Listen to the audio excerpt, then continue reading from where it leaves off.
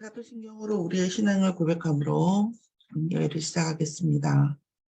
전능하사 천지를 만드신 하나님 아버지를 내가 믿사오며 그 외아들 우리 주 예수 그리스도를 믿사오니 이는 성령으로 잉태하사 동정녀 마리아에게 나시고 본디오 빌라도에게 고난을 받으사 십자가에 못 박혀 죽으시고 장사한 지 사흘 만에 죽은 자 가운데서 다시 살아나시며 하늘에 오르사 전능하신 하나님 우편에 앉아 계시다가 저리로서 산 자와 죽은 자를 심판하러 오시리라.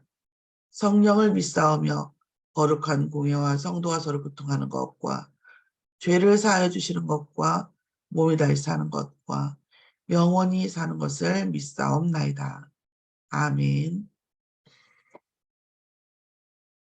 오늘 저 여러분에게 주실 하나님의 말씀을 같이 보겠습니다. 여호수아서 1장에서 4장 1절에서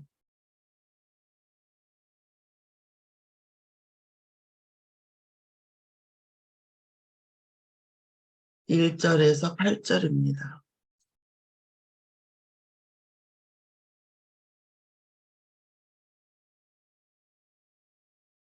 읽겠습니다. 그 모든 백성이 요단을 건너가기를 마침에 여호와께서 여호수아에게 말씀하여 이르시되 각 백성의 각 지파에 한 사람씩 12사람을 택하고 그들에게 명령하여 이르기를 요단 가운데 제사장들의 발이 굳게 선 그곳에서 돌 12를 택하여 그것을 가져다가 오늘 밤 너희가 유숙할 그곳에 두게 하라 하시니라.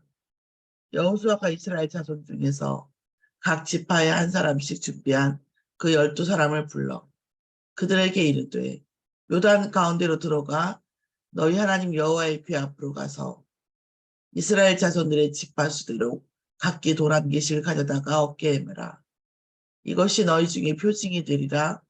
후에 너희 자손들이 물어 이르되 이 돌들은 무슨 뜻이냐 하거든 그들에게 이르기를 요단물이 여호와의 언약궤 앞에서 끊어졌나니 곧 언약궤가 요단을 건널 때에 요단물이 끊어졌으므로 이 돌들이 이스라엘 자손에게 영원히 기념이 되리라 하시니라.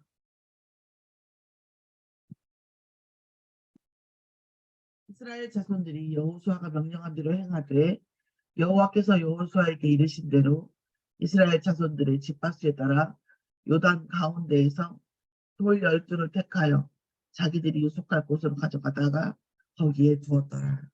아멘.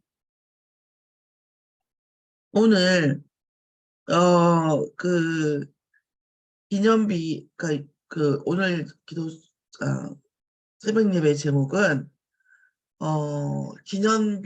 기념할 돌을 택한 곳입니다. 기념비의 원래 이제 기념비의 이유를 먼저 해야 되는데 말씀이 이거부터 나왔으니까 택한 돌의 장소입니다. 그러니까 요단을 건너는 것 자체가 이유가 후대에게 기념비를 택하기 위해서 그런 거거든요. 그러면 물론 이제 기승전결로 보면 거기부터 해서 이쪽 해야 될 말씀이 있지만 오늘은 저에게 가장 왔던 것은 기념비를 택한 돌들이 있던 장소입니다.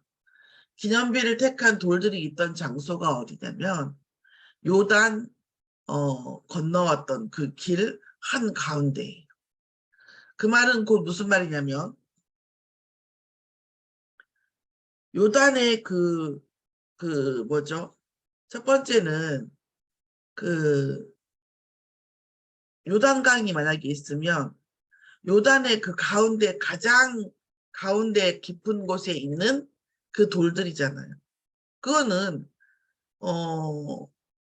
그러니까 그 요단이 갈라지지 않고서는 채취하기가 어려운 거잖아요.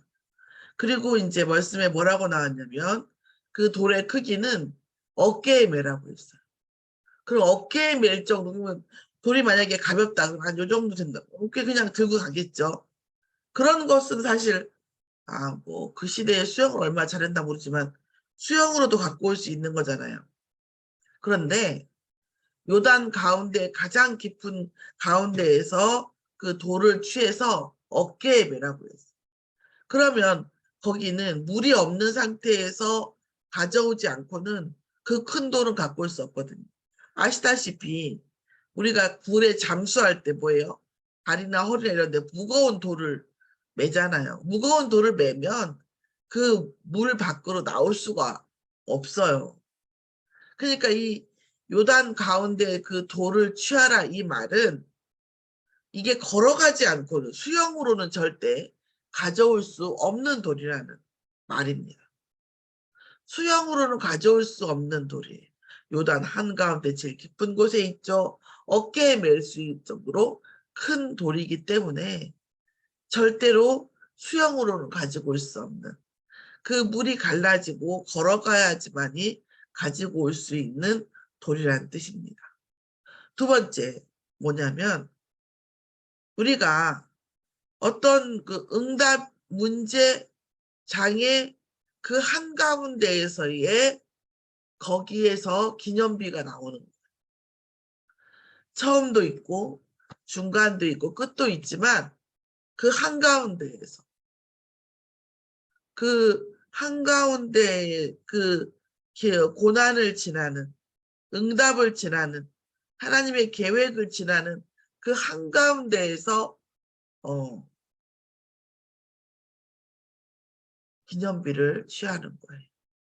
그러니까 우리가 문제 중에 있을 때 어떤 일 중에 있을 때 그 한가운데에서 하나님 우리의 믿음과 우리의 언약과 모든 것을 이 모든 것들이 뭐예요? 기념비가 된다라는 거.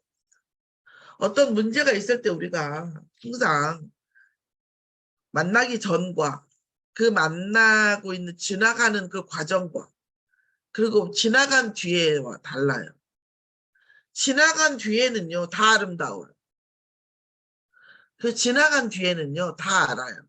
그 문제가 왜 왔는지. 근데 그 한가운데에서는요 모를 수가 많아요. 알 수도 있죠. 어떤 사람은 그 문제 오기 전에 알고요. 그 문제의 의미를.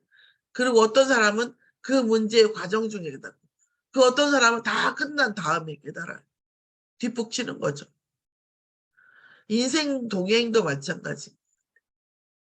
우리가 어떤 사람하고 살면서 그 사람하고 있을 때에 그 사람과 어떤 일 있을 때 그때 그것이 어떤 의미인지를 알아요. 지나고 나면요 다 아름다워요. 특히 장례식 가면요 그래요. 어쩌면 전혀 말씀드렸지만 어쩌면 그렇게 죽은 자의 죄들은 다들 잘 용서하고 하는지 그렇게 우는지 살아있을 때 그렇게 같이 지내고 같이 있는 걸 왼수같이 했음에도 불구하고 죽은 다음엔 울어요. 그 속에는 물론 위선도 들어있겠지만 위선만 들어있어요. 아주 그 백이라는 감정 속에 단 일이라도 아쉽고 그립고 뭔가 그 사람이 우리의 삶 속에 있을 때 어떤 의미였는지를 깨달아가는 거겠죠. 정말 어리석기 짝이 않지 않습니까? 그런데 하나님께서는 요단 강 그 한가운데에서 기념비를 취하라고 하셨습니다.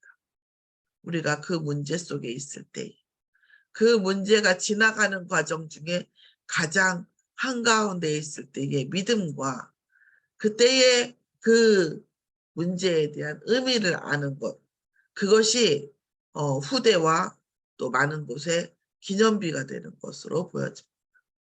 오늘 요단강이라고 하면 메시지의 제목이 많고 이제까지 많은 메시지가 왔었는데 요단강 한가운데서 기념비를 취하라고 하신 하나님의 말씀이 더 은혜로웠던 아침입니다.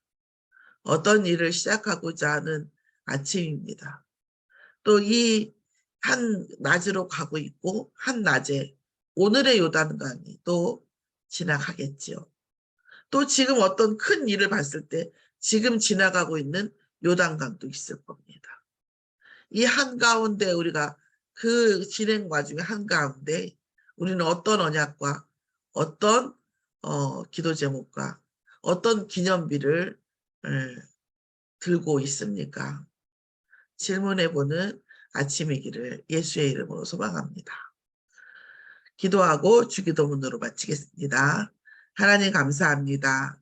우리가 어떤 일을 지날 때에 어떤 요단강을 지날 때에 그 한가운데에서 하나님께서 이 일을 왜 허락하셨는지 또한 이 일이 어떤 의미인지 어떤 사람하고 우리가 동행할 때에도 그 동행하는 그 한가운데에서 그 사람이 어떤 사람이든지 하나님께서 그 사람을 보내신 이유를 알게 하시고 그 일을 허락하신 이유를 알고 그 믿음이 영원한 기념비가 되게 인도하여 주시옵소서. 감사드리며 예수 그리스도의 이름으로 기도드렸사옵나이다. 아멘. 하늘에 계신 우리 아버지여, 이름이 거룩히 여김을 받으시옵시며 나라의 마옵시며 뜻이 하늘에서 이루어진 것 같이 땅에서도 이루어지이다. 오늘날 우리에게 일용할 양식을 주옵시고 우리가 우리에게 죄 지은 자를 사하여 준 것 같이 우리 죄를 사하여 주옵시고 우리를 시험에 들게 하지 마옵시고 다만 악에서 구하옵소서. 나라와 권세와 영광이 아버지께 영원히 있사옵나이다. 아멘.